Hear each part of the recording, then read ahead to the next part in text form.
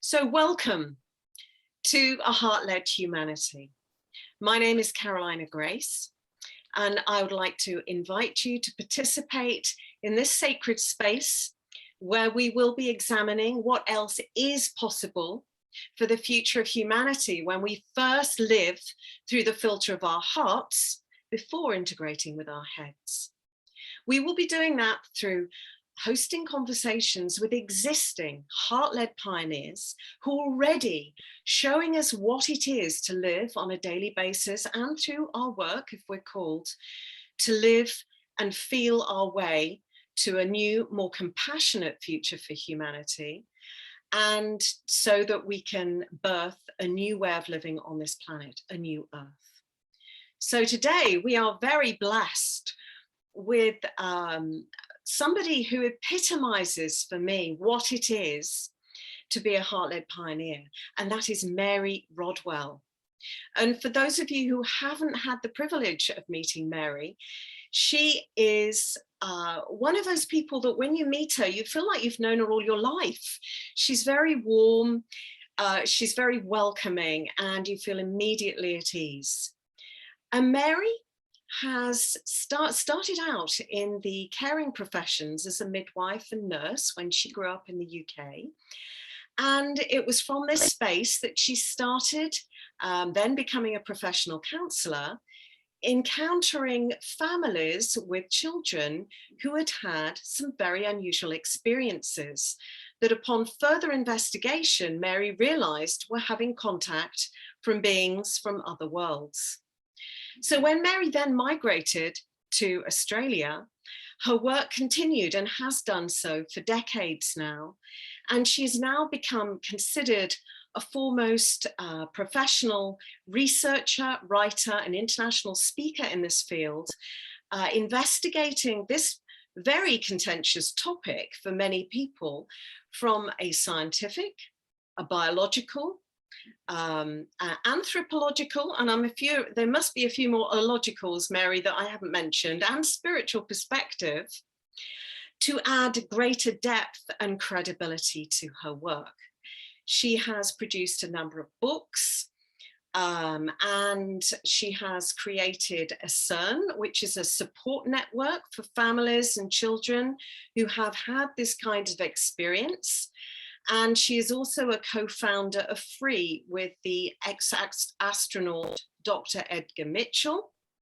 And that stands for the Foundation for Research on Extraterrestrial Encounters. And a CERN, your support network, Mary, is the Australian Close Encounters Resource Network. Is that correct? Yes, I hope so. So why I've invited Mary to be with us today is basically to place humanity's evolution and our ability to evolve as a compassionate and more spiritually aware society in the galactic container. We have been taught, we've been educated that we are alone in this universe. It has been encouraged that we see things this way.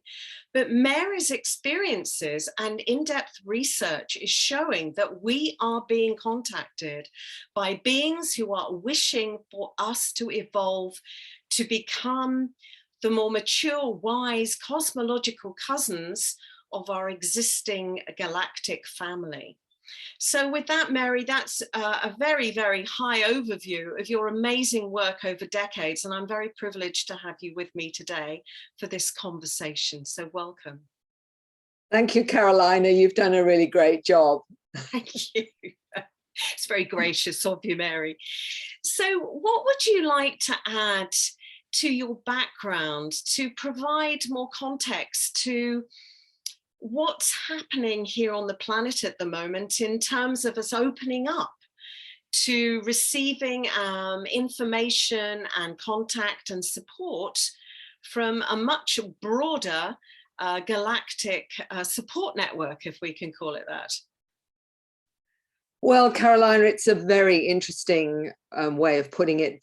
I believe personally that my own journey has started out in the healing field, which was traditional as a nurse and a midwife. It gave me a very good understanding of allopathic medicine. It's its uses and the things that are actually a worry or a concern, in the sense that we have relied on that as, for most part, as the only way of healing. What I discovered when I got drawn into counseling after I had my family was that a lot of issues that people have stem from their heart being sick, from the very mere fact that they are emotionally unhappy, psychologically unhappy, or spiritually unhappy. And that, for me, was, can't we do prevention rather than cure? Absolutely. And find ways to assist that. And that became very clear to me. I was working in a medical practice, and that became very, very clear. But when I came to Australia and I worked in grief and bereavement, counseling those that were grieving heavily or had a time limit on the rest of their present life, it brought into focus what was really important on both levels to people. When you are faced with your mortality, it's amazing. It's very focusing in terms of, what really matters. What really matters in your life ultimately, when you've only maybe got a few weeks left or a few months left of your life. And what was really fascinating was the attitudes that people had depending on how they choose to view that. And that was quite fascinating, in the sense you might have two people having the same length of time being told, oh, you've got 3 months, 6 months. One would see it as an opportunity to do all the things that they had wished they'd done prior to that, and appreciating everything every single day. And others that railed against God and whoever, it's not fair, and that, God's not very nice, and, he's a meanie. And it was fascinating, because what it did was, you had one that was working through in a very enlightened way to their journey to move on to other realms, and the other one was fighting every step of the way. And I found that quite fascinating. But what it did say to me was, Mary, you have to live your life from today the way that you want, no matter how long you've got, make the most of it, make the most of what you are. And also, more than anything, what is the legacy that you are going to leave your family and those that you love? What is it you want them to remember when you're on your deathbed? It won't be that there's a statue put up for you, or you that is not going to mean anything. What is going to matter is what it was of the qualities of you that you've left as an example to them, of what is it you want to leave them as a legacy for that.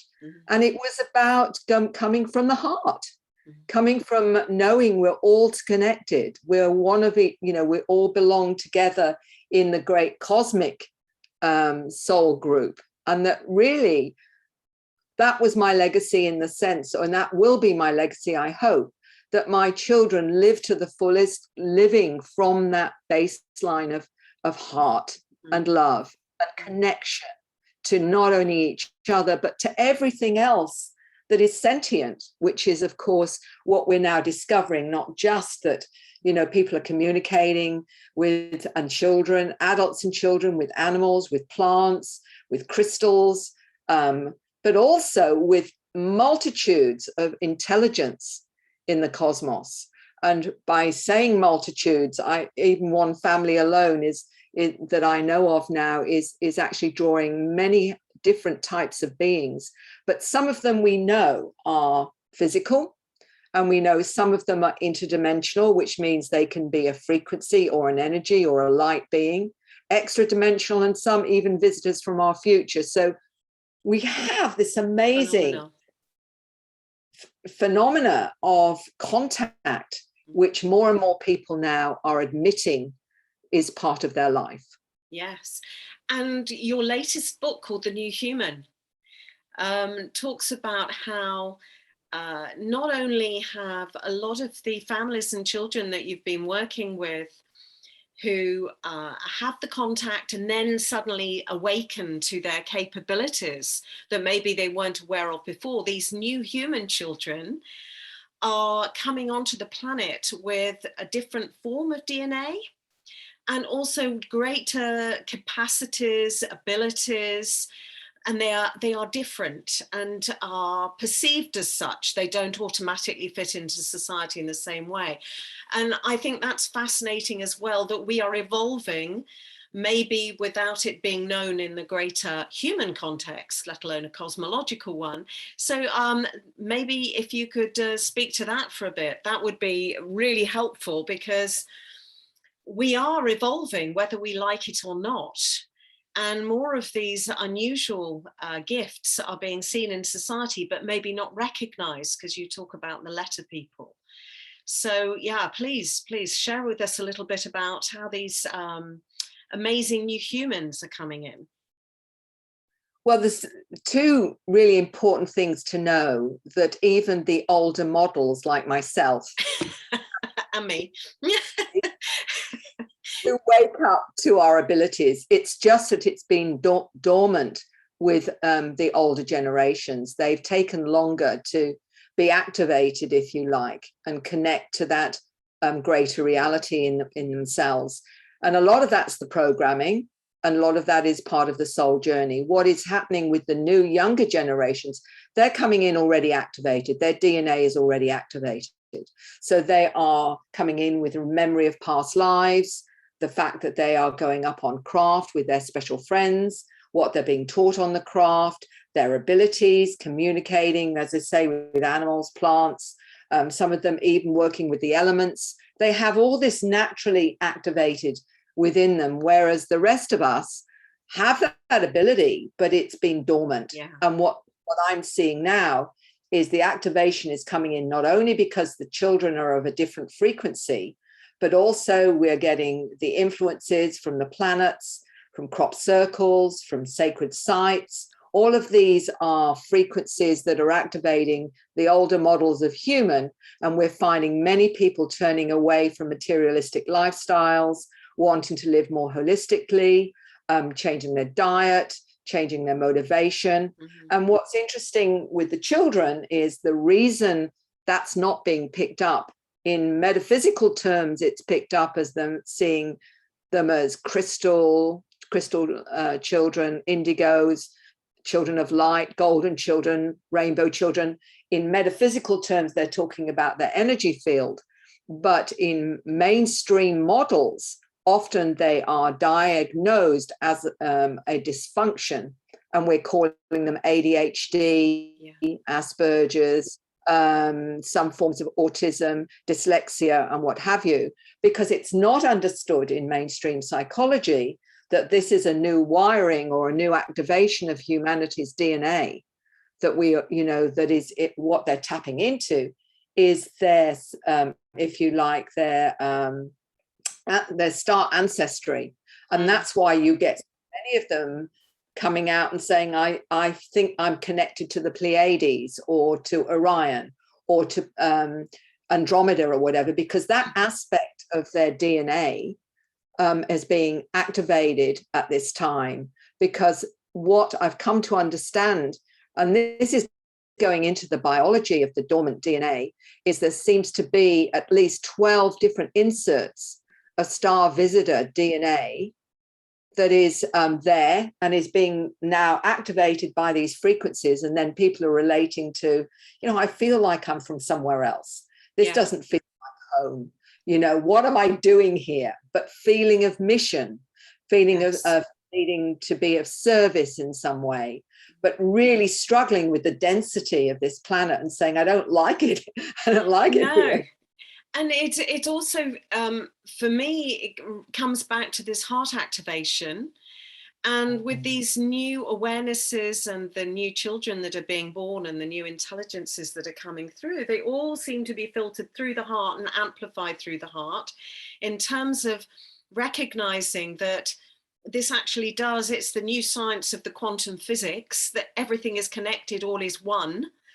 that is just starting to be understood in the scientific field, that is just coming into human consciousness in a slightly more mainstream way, but still needs to be amplified. And we don't like different, do we? We like everybody to be uniform, because when they're all uniform, you know, people know how to work within a certain structure, and it makes people feel comfortable, and it's also easier for organizations outside ourselves to move people in a certain direction if we are doing the same thing. So for people to suddenly appear with different abilities and different traits and qualities that don't fit into the mainstream can be quite disconcerting for, I can imagine, for the families that you encounter who haven't maybe already awakened to it, but also to society as a whole, who doesn't quite know what to place them, which is why, as you're saying, a lot of them have been mislabeled with dysfunctional titles. It's actually a lack of understanding of this upgrade in a human that is more sensitive. And Dr. Lena Olson, a good friend of mine who's a molecular biologist, but also someone who was a letter person, as she called it, had noticed that the new generations of human have 5 times the sensitivity in touch. The same wow, with I didn't know that. Yeah. Same with hearing, more sensitive to hearing.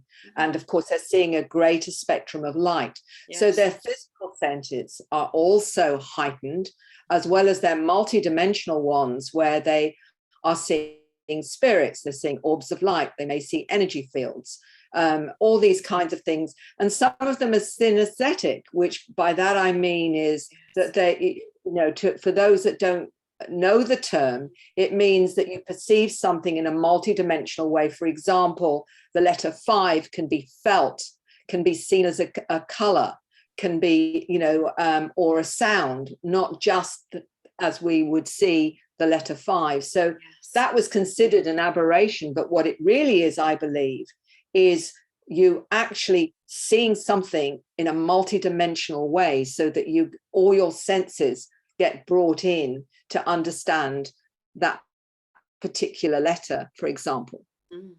And you've studied over 3,000 cases, haven't you, globally? So it's a global phenomenon. Is it something like 85% of people who've had contact suddenly find themselves, their lives transformed, or their awareness transformed, or they have a sudden wake-up call? So this is really a gift to humanity in terms of our opportunity to evolve. I think it's a very important point, because there is so many that have heard mainstream with very negative connotations to abductions and these beings taking you against your will and all the rest of it.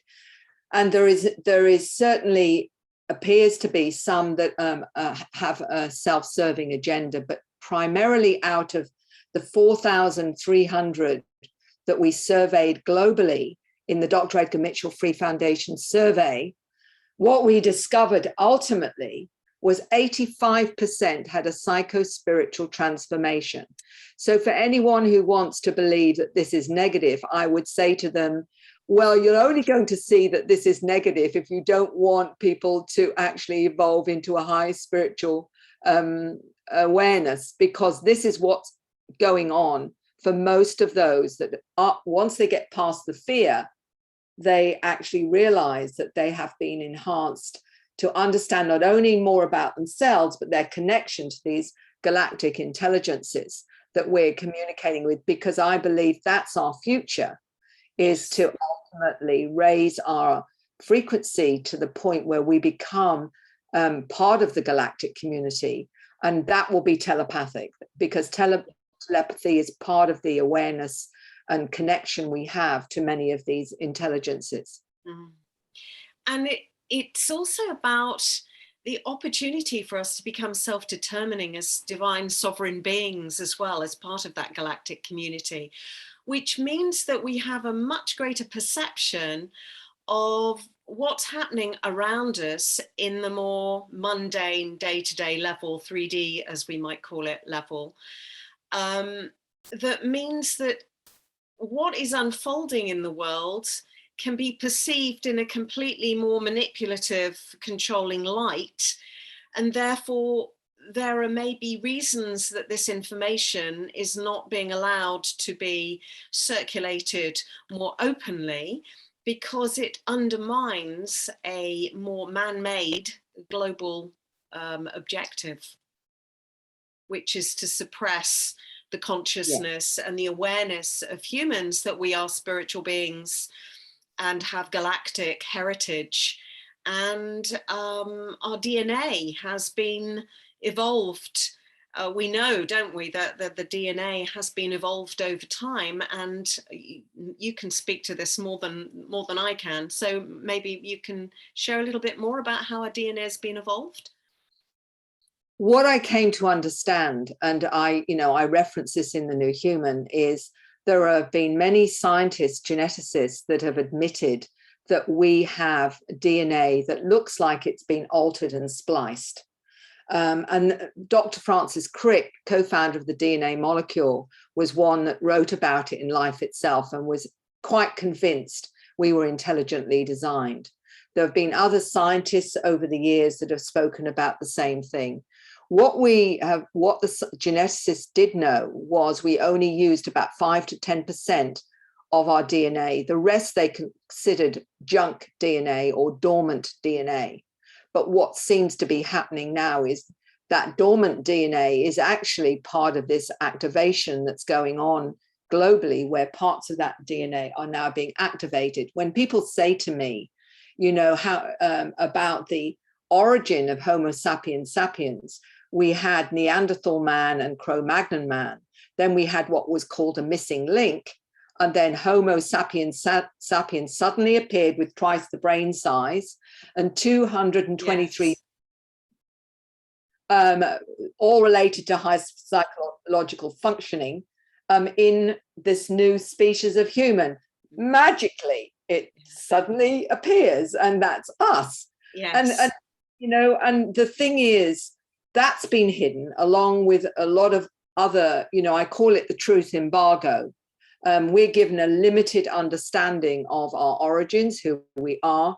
There have been, we're told, I think, that we are only 200,000 years old as a species, when there have been things like iron nails found in rock that have been several million years old. Yes.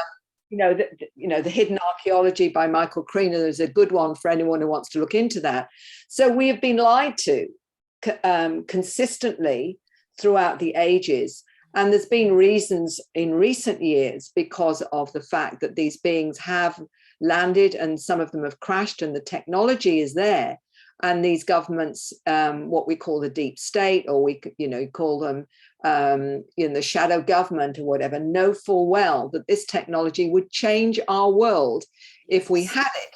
But we are only given drip feeding of that technology, which would give us free energy, for example, healing, all these different things. Yeah. But kept from us for various more nefarious reasons. And this is why my biggest issue with all of this is there are not just perhaps millions, maybe even billions out there having interactions with these beings, but think they're going crazy, because we have a truth embargo on the reality that we have these visitors and have had them visiting us all through the centuries, and they were labeled gods. Yes. The gods of old. Yes. And of course, we use I say we loosely, society uses the terminology of demonization and ridicule, the little green men phenomenon, to undermine anybody who comes out with any credible research. And it has become almost, it's like with anything, if you repeat it often enough, it becomes the accepted reality.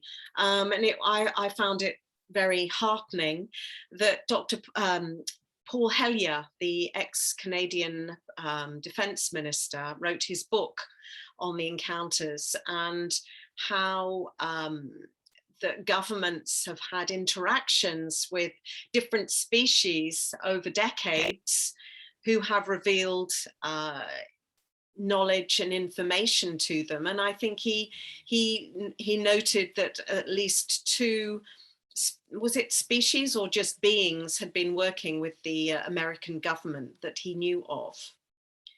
And I know that in a vain attempt to, my father had sort of got a chink in his armor that I could speak to about what was going on a slightly broader context. And I gave him this book by Paul Hellyer, but it was quite amazing how he managed to lose it before he could read it. It's amazing how the psyche works to protect us, isn't it?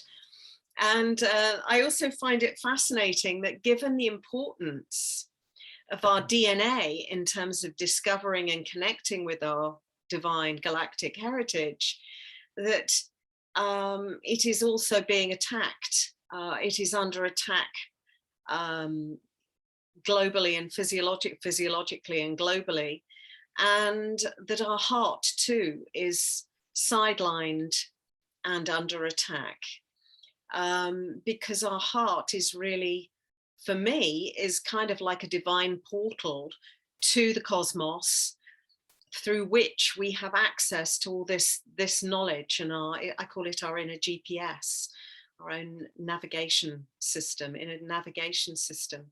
So it's fascinating to see what possibilities have been opened up for us, and the knowledge that has been presented to us, and how we are still being tried to, there is still the ongoing agenda to close it down, despite the burgeoning force of evidence and experience that is coming forward, that you are bringing forward in great abundance, Mary. So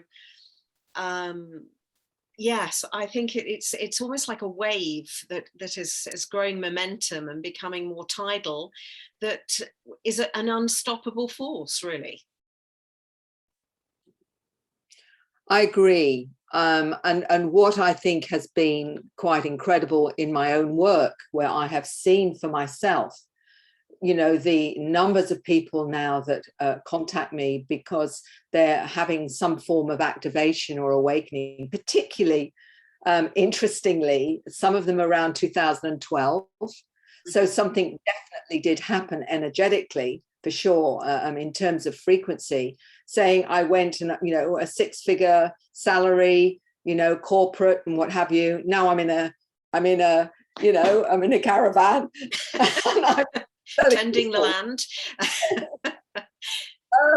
But this is the major changes that are happening. But what is the hardest for many is simply because often they're misunderstood. The family doesn't understand, or the relatives and what have you. They think there's something, you know, something terrible's happened to them to change their way of life and what have you. So they're living with a lot of judgment over their, you know, these new choices and what have you. But for them, it's an unstoppable tide. They have to, there is that deep inner knowing. And as you talk about the heart is telling them that this is what they need to do. And when we talk about that feeling, that sensing, that knowing that we all have is so vital now, particularly with so much of this information that's going on multiple layers, that people are struggling to know what to take on board, what to believe, what is in fact the truth, because this is what we're looking at, is what is the truth. The only way we are going to get access to that truth and that frequency is through the heart. What is that heart, your heart telling you? What is that resonance? Because there's where you will then find the truth. And it's not going to be in some highfalutin celebrity, or, you know, someone who sees themselves as some amazing guru or whatever. Actually, it's going to be from this. Yes. This is going to yes. what is. Yeah, sorry, Mary. Yeah. And isn't it fascinating how for millennia our society has worked along, the world has been curated and evolved according to masculine needs, and the male typically operates through the left brain. And so education, society, everything has been evolved to accommodate the natural preferences of male behavior and desires, which is the logical, linear, rational, functional way of perceiving and being in the world. Whereas the heart, which is more right-brained and more naturally associated with female natural preferences, so it's more creative, collaborative, compassionate, inclusive, has been sidelined. So, I talk about how when women are born, it's like we're being born and being asked to swim upstream with one arm tied behind our back, because as soon as we're born, we're expected to behave in that masculine left brain way, because that's the way everything functions. And the right brain, the more female way, is what we associate with the more free thinking and genius potential, which is not taught in schools. We are encouraged to conform to a very rational, logical, systemic way of behaving and learning and conforming, so that when we go out into the world, we fit into the patterns that are given to us, so that society works, so that governments can work us and direct us and move us in the ways that we want to go. So our head is what we're taught to honor. So we're always told we must think and be logical and practical and rational. And only then, when we fulfill those needs, can we then indulge the opportunity to listen to our hearts. Whereas now all this information is coming forward that is connecting us more fully with the power of our hearts, both on a physiological and spiritual perspective, sacred heart, physical heart, compassionate nature, connection to the divine, where we are, in my perspective, being asked to learn to stop looking outwardly, to source our truth outwardly and listen to what others tell us is true, and to feel it through our own internal sensations. And this is what seems to be a lot of what the new humans and the awarenesses and the intelligences and the capabilities are being brought forward, that we have this all within us, the microcosm of the macrocosm. We are the fractal of the cosmos. And so each of us has to source our own divine truth, our own way, but through that feeling, through the heart. So I'm sure that, yes, I'd love to hear more of your thoughts on that from your experience.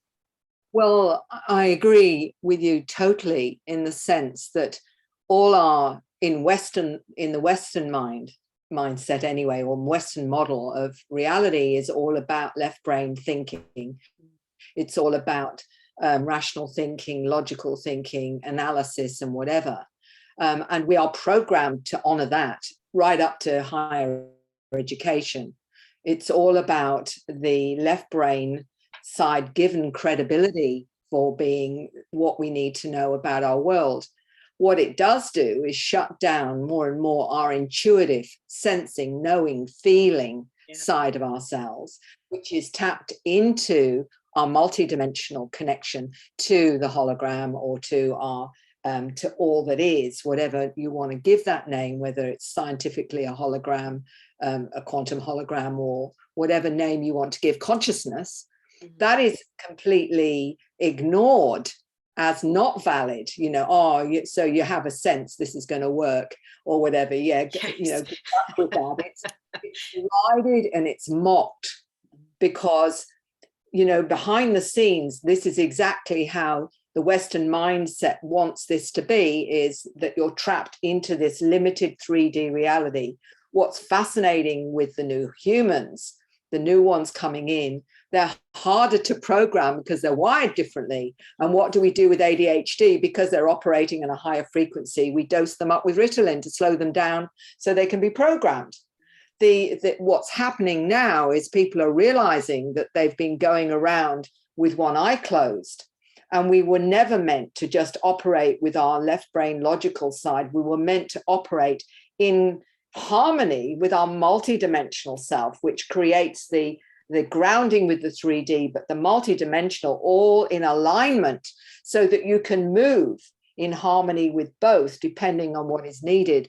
And our left, the multidimensional is where we connect to spirits, where we connect to our higher self and our our superconscious, to the these other beings, is how we connect via that side of ourselves, and that's how we communicate with them and what have you.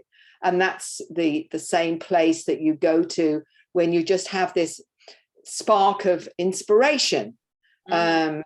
When many of our geniuses said that their information that they got most often was when they meditated or went into an altered state, and the information was sort of available to them. That's how they were considered geniuses, because they were open to that side of themselves. So if you want to be the genius, start inside of yourself, because I'm sure everyone's experienced that wonderful insight suddenly where they think, oh, I didn't know I was that wise, or that makes so much sense. Exactly. That's the bit that we start valuing. Yeah, absolutely. And one of the things I'd love you also to speak about is some of the missions that some of these new humans, these new children, or beings that are born on the planet at this time are bringing forward. So they're sharing with you in terms of what we are being supported by our cosmological cousins from other star systems who are incarnating on this planet with advanced knowledge, understanding, to support the evolution of humanity at this time, to go to another level so we can responsibly interact as part of our galactic family. So I'd love to hear some of because you've got some amazing stories of the children who are telling you what they've come forward to contribute to humanity at this time. Well, that's a good question. Often I'm asked, why don't they come down and sort this planet out? Is that that's the favorite question, let's sort this planet and whatever. And I said, but they're doing it via incarnation. They're coming from all places in the cosmos and interdimensionally and through other galaxies with their skills to assist this planet as an incarnation by being human in form.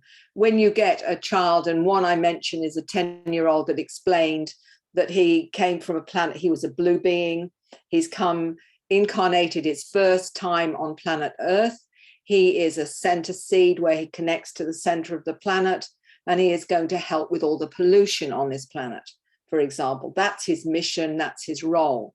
But many of them will talk about coming to help with healing.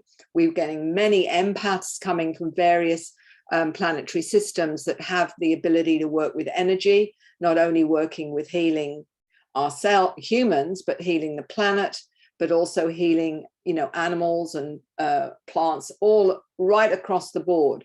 And this is why we're getting so many children saying they're communicating with animals now, because they are able to. They are able to connect to the frequency of different forms of sentient intelligence that are all around us, from whales to dolphins, right through to birds, etc.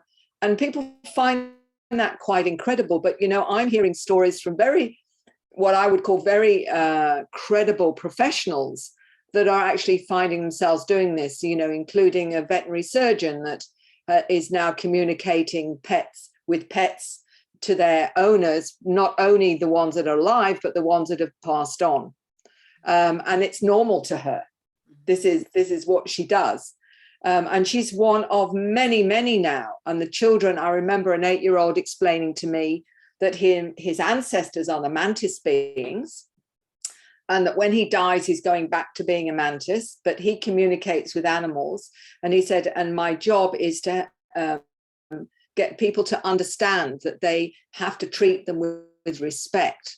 So part of his mandate is to do that, is so that people will start to understand.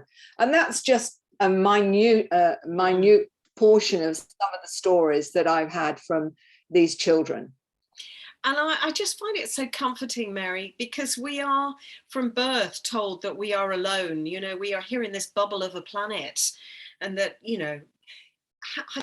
what was it that you quoted? There are 50, is it 50 billion galaxies and 100 in our universe, and there are 100 billion planets similar to inhabitable like Earth that are within our galaxy or universe, I can't remember.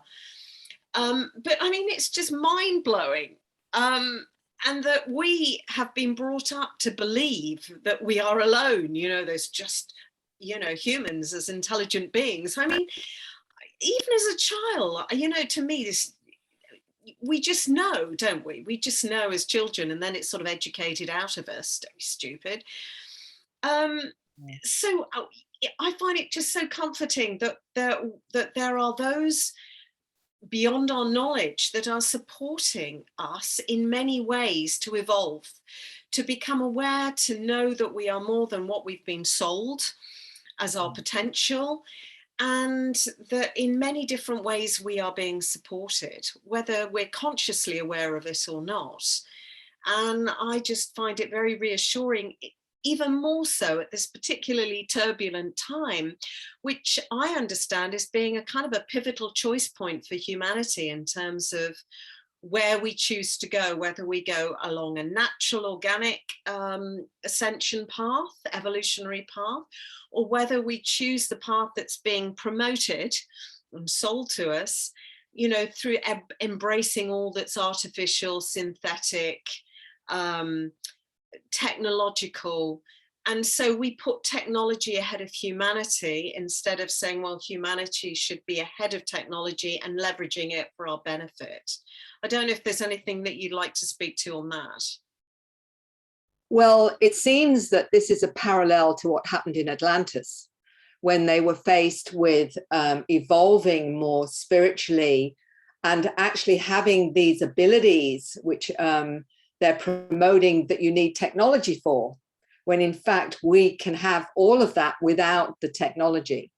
And the fact that in Atlantis, they didn't quite get that level of consciousness. And what happened was Atlantis got lost. So it's interesting now that I'm talking to people that remember their life on Atlantis, and they've come back this time to do exactly the same thing. And we're reaching that crossroad, which is transhumanism. We're saying it's technology that's going to enhance our abilities and all the amazing things we can do once we've got, you know, this in our head and that, you know, that technology and, you know, all this other technology so that we can do all these amazing things. Well, actually, we already have it. Yeah. It's just that it's not fully been activated yet. When these children, you know, talk about going interdimensionally, I was talking, I think he was 7 years old, was telling me that when he goes interdimensionally, all he needs is the planetary number. He said it's a frequency that if he knows the planet's number, he can go through the runes as a portal and he will go to the particular planet. So he's going through to the frequency. All he needs to know is that, you know, he said, I just need to know the number, Mary. And if I know the number, then I can go through the portal to another dimension.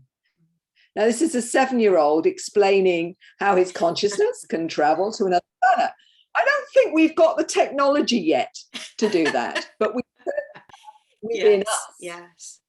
You know, so for me, this choice point is about recognizing the abuse of power and how we are being sold a story that says the only possible future for humanity is to follow the technological route because it's more advanced than AI, which is more advanced than the human capacity with only our 5% DNA activated and 95% junk or whatever. And we are being shielded from uncovering the truth of who we are so that we can actually self-determine as individuals and as a compassionate, healthy collective that caretakes not only one another, our planet, and respects our responsibilities within the cosmos. And so for me, this is a very pivotal wake-up time for humanity. So do you have any sense of what you're being told by these children or by your own contacts in terms of what our potential possibilities are ahead of us? Well, that's a good question, and I'm asked it a number of times with the fact turbulence going on at the moment. And what seems to be very much in the ones coming from those that have asked about it or have a sense of the future for us is very positive, in the sense that they have this feeling that we're reaching a crossroads where there will be things that will happen that will activate more of humanity and the choice to move to a whole new understanding of our potential, a higher consciousness and a new reality. Many have talked about the new earth. Some have said that it's already there waiting for us on a different frequency, that we are moving into another higher frequency as consciousness and whatever.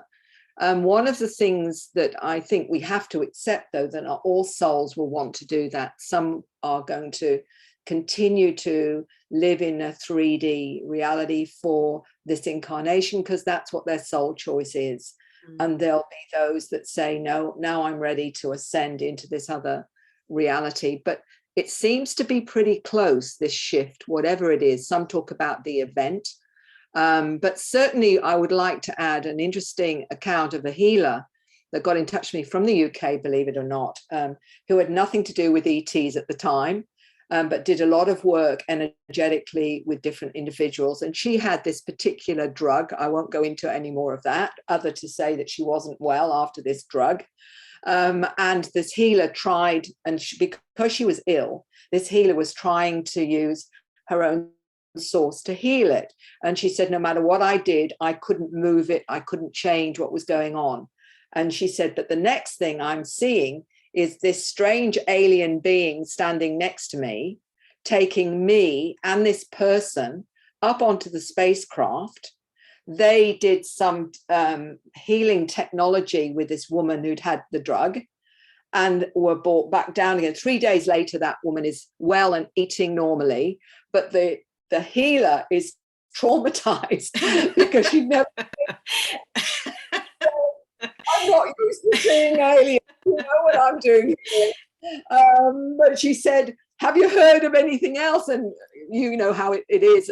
Within less than a week, I'm talking to a lady who's a businesswoman in Melbourne who had to have the drug. And she said within a few days, 3 beings came in a room and were working on her. She could see their hands going through her body. And she said, and I said, what do you feel was going on? She said, they were healing me. So we are getting far more help on multiple levels than people realize. That's fantastic. Just that you don't see this in the mainstream news. You know? Gives a new dimension to the term health assistant, doesn't it, really? But what's fascinating with the healer was, from that time now, she's seeing a lot of these beings, but they literally took her up on the craft as well and showed her what they were doing to heal this woman. It's amazing. It's amazing. Yeah, and yes, wish we could be witness to that in the hospitals that are set up as healing centres around the world. But yes, I think that's a while in the waiting. And I think it's also that we have to respect everybody's individual choice to evolve at the speed that is right for them and make the choices that are right for them. And that we're each only responsible for our own individual path, but it's important to be respectful for others' choices and speed with which they wish to evolve, I suppose. Yes. I think that's the hardest one for all of us, because we're seeing this division on our planet where there's those, and it's all about what you choose to believe ultimately, and creating your own reality around that. And there needs to be the respect for that on whatever your belief is around what's going on around the planet, is respecting the person's journey for that. Because, you know, I often laugh, and 40 years ago when I was a nurse and a midwife, if you'd said to me, Mary, there are, there's these needles that you stick in people and it actually makes them feel better. This is acupuncture. I would have laughed and said, well, that's hilarious.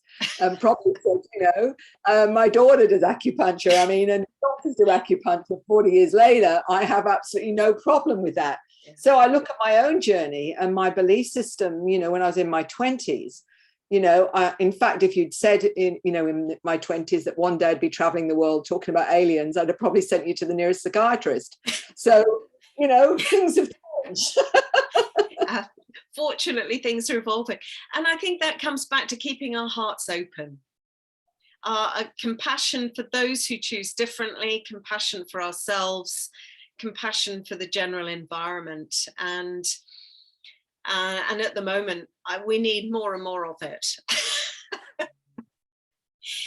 So Mary, is that these conversations are really about helping other people understand, or helping us all understand that more options are available to us than maybe, or more realities are open to us maybe than we've been led to believe. Is there anything that you would like to share with people that they might consider onboarding in their daily lives in terms of how to conduct themselves or work with themselves through these difficult times as an evolving human being?